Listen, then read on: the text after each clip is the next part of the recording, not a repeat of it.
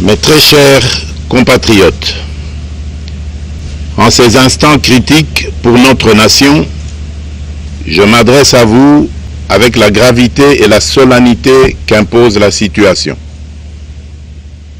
L'Est de notre pays, en particulier les provinces du Nord Kivu, du Sud Kivu et de l'Ituri, fait face à une aggravation sans précédent de la situation sécuritaire.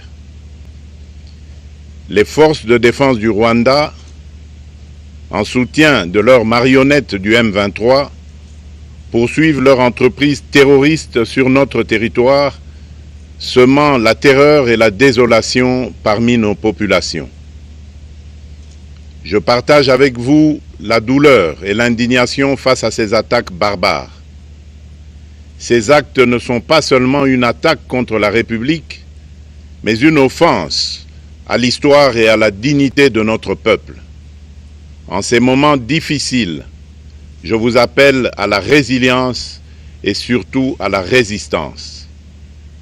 Face à cette situation, permettez-moi de vous rassurer. Une riposte vigoureuse et coordonnée contre ces terroristes et leurs parrains est en cours.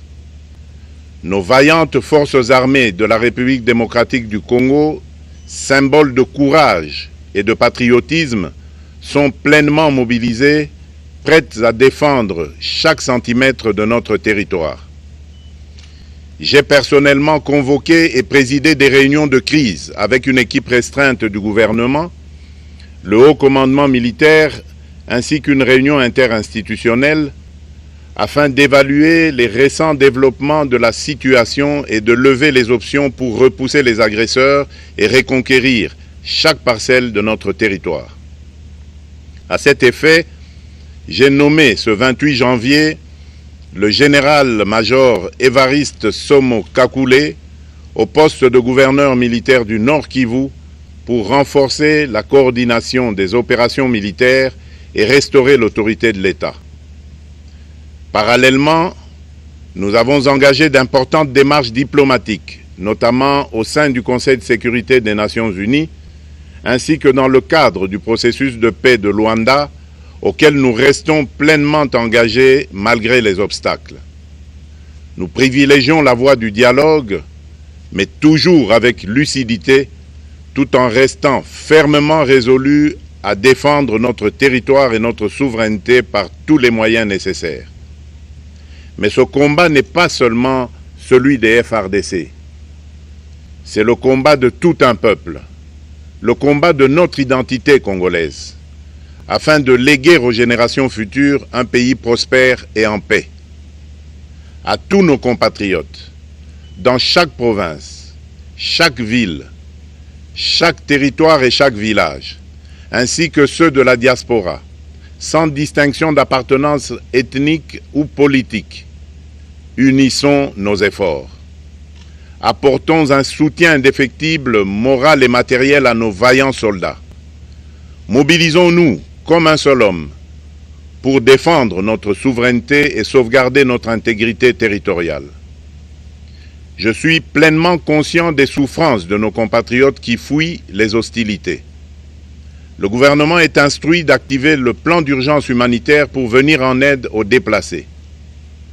À vous, habitants de Goma et des environs, je ressens profondément votre douleur qui est aussi la mienne.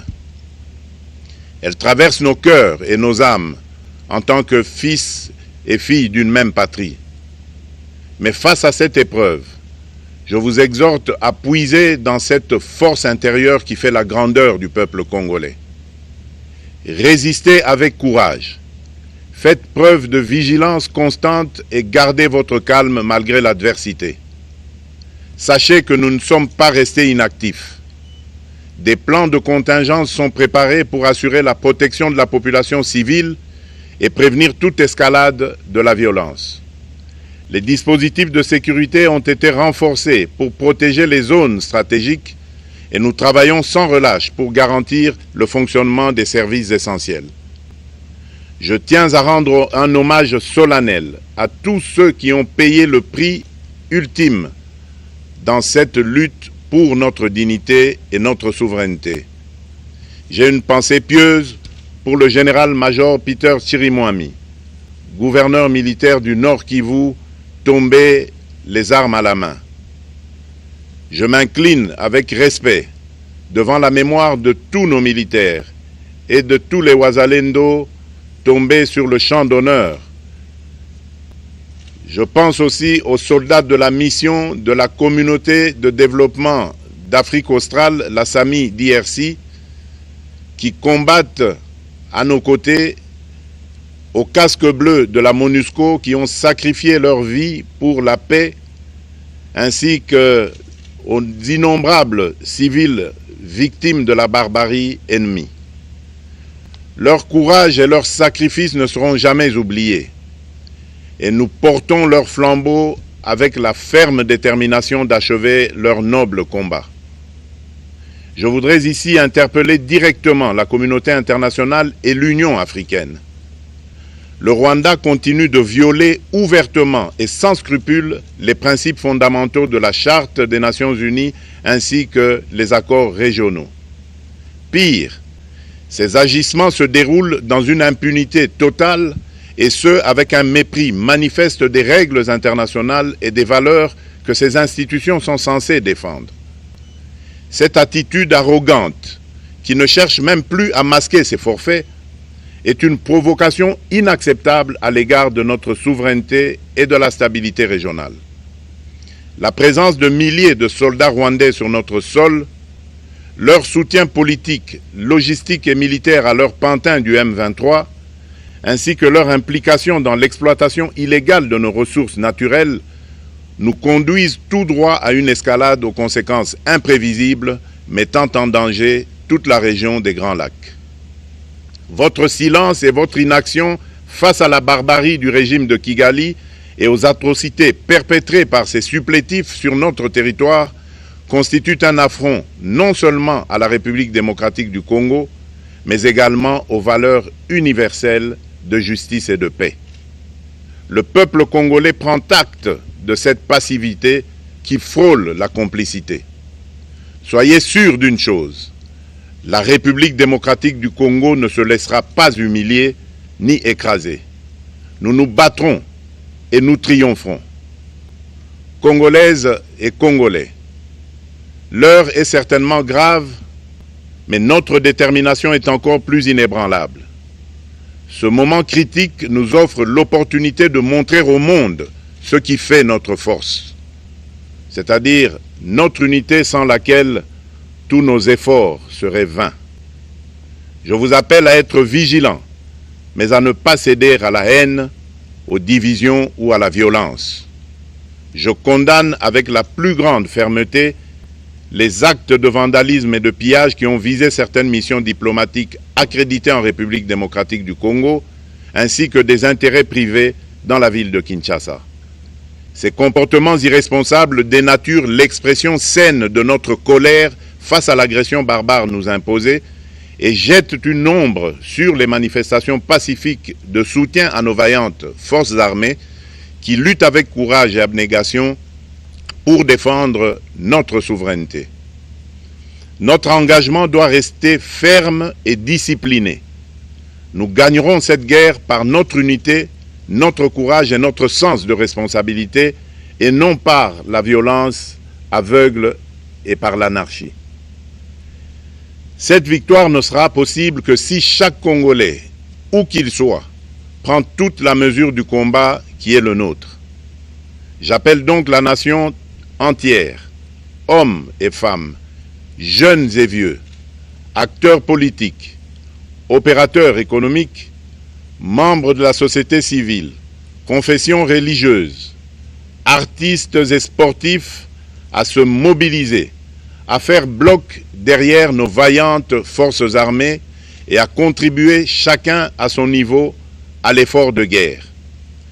J'ai instruit le gouvernement de mettre en place des mesures rigoureuses de réduction du train de vie des institutions et de leurs animateurs afin que les ressources ainsi économisées soient directement réorientées vers le soutien à nos forces armées. Dans cet effort national, j'en appelle également à la responsabilité du secteur privé qui est invité à contribuer activement à cette cause commune. Nos soldats se battent avec héroïsme pour la défense de notre intégrité territoriale et de notre souveraineté. Ils ont besoin de notre soutien total, qu'il soit moral, matériel ou logistique. À la jeunesse congolaise, pilier et espoir de notre nation, je vous exhorte à répondre massivement à l'appel de la patrie. Le moment est venu de vous lever, de mettre votre énergie et votre créativité au service de la nation. Nous devons renforcer nos rangs et chaque jeune Congolais prêt à défendre son pays a une place au sein de nos forces armées. Enrôlez-vous massivement dans l'armée. Vous êtes le fer de lance de notre projet et votre mobilisation est déterminante pour la victoire finale. Aux braves populations du Nord Kivu, du Sud Kivu et de l'Ituri, vous êtes le symbole de la résilience congolaise, une source d'inspiration pour toute la nation. Vous n'êtes pas seuls dans cette épreuve. La République tout entière se tient à vos côtés, unis dans l'espoir et la lutte. Ensemble, nous ferons face et surmonterons cette épreuve. À nos vaillantes forces armées et aux vaillants patriotes Wazalendo, véritables sentinelles de la souveraineté nationale, je rends un hommage appuyé et vous exprime au nom de toute la République notre reconnaissance infinie et notre fierté inébranlable. Votre bravoure, votre discipline et votre engagement sans faille inspire et mobilise tout un peuple déterminé à défendre son territoire. Sachez-le, la République ne vous abandonnera jamais. Votre combat est le nôtre et vos sacrifices ne seront jamais oubliés. Vous incarnez l'honneur de la nation congolaise. À tous mes compatriotes, d'ici et de la diaspora, la République démocratique du Congo ne pliera pas. La République démocratique du Congo ne reculera pas. Je ne vous abandonnerai jamais. J'en fais ici le serment. Le soleil n'a pas cessé de briller sur notre patrie. Ensemble, main dans la main, nous surmonterons cette tempête et nous ouvrirons une ère nouvelle de paix et de prospérité pour les générations futures. Que Dieu bénisse la République démocratique du Congo et son peuple. Je vous remercie.